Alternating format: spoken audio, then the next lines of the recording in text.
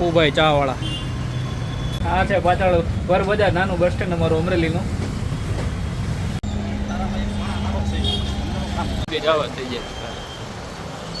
તો હવે આપણે જઈએ છીએ તળાવે. તો આપણો તળાવ છે ને ત્યાં જોવાનું છે ખાલી કે નવો તળાવ હોય બને છે અને તેમાં કાંઈ વરસાદનું પાણી કેટલુંક સમાવેશ થાય એમ છે. જોકે અમારે અત્યારે શહેરમાં વરસાદ તો છે નહીં પણ ખાલી ઝરફરાટ આવે છે. તો ચાલો આપણે તળાવ બાજુ જઈએ હવે.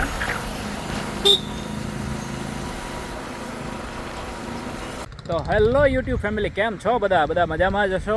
તો આજે અમારા નવા બ્લોગમાં તમારું હાર્દિક સ્વાગત છે. આજે અમારા શહેર એટલે કે અમરેલી શહેરમાં વરસાદ તો આવતો જ નથી અને એન્ટ્રી પણ થઈ નથી. હા, ઝરફર આવે છે થોડુંક, પણ આજે વાદળો અને સવારના પોરમાંથી એટલે કે 9:30 વાગ્યામાંથી એવું બધું ભવ્ય વાતાવરણ સર્જાય છે. તો આજે એક નવો બ્લોગ અમે લઈને આવ્યા છીએ તમારા માટે. તો આજે અમારું શહેર અને શહેરની બાજુમાં જ્યાં અમે રહીએ છીએ ત્યાં એક સરોવર મોટું ભવ્ય બને છે અને તેના વિશેનો આ બ્લોગ છે. અને આજે પાછળ જોવો છો તે છે અમારો લાઠી રોડ સાવરકુંડલા બાયપાસ.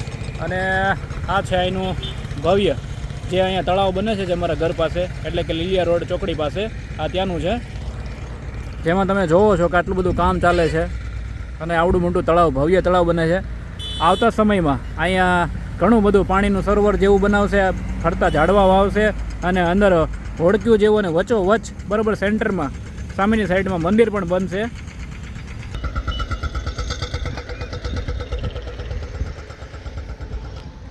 જો સામેનું જે ચાલુ છે કામ બધું જો આ બાજુ,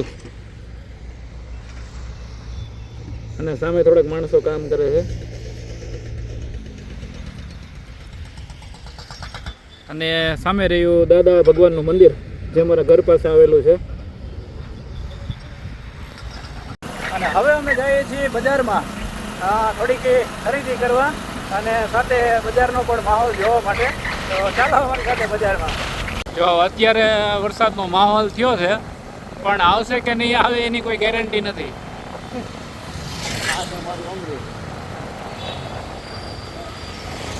વરસાદની તૈયારી છે ને એટલે ઢાંકવાનું ચાલુ છે.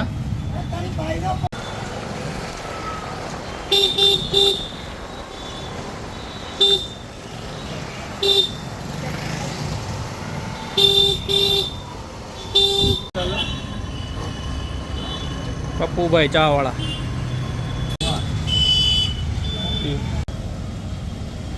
હા, તો એક લોગ થોડોક રીમઝીમ વરસાદ આવે છે તો અમે આવી ગયા છીએ અત્યારે ચાની હોટલે, જે અમારા મિત્ર છે પપ્પુભાઈ ચાની હોટલવાળા, ત્યાં આવ્યા છીએ અમે.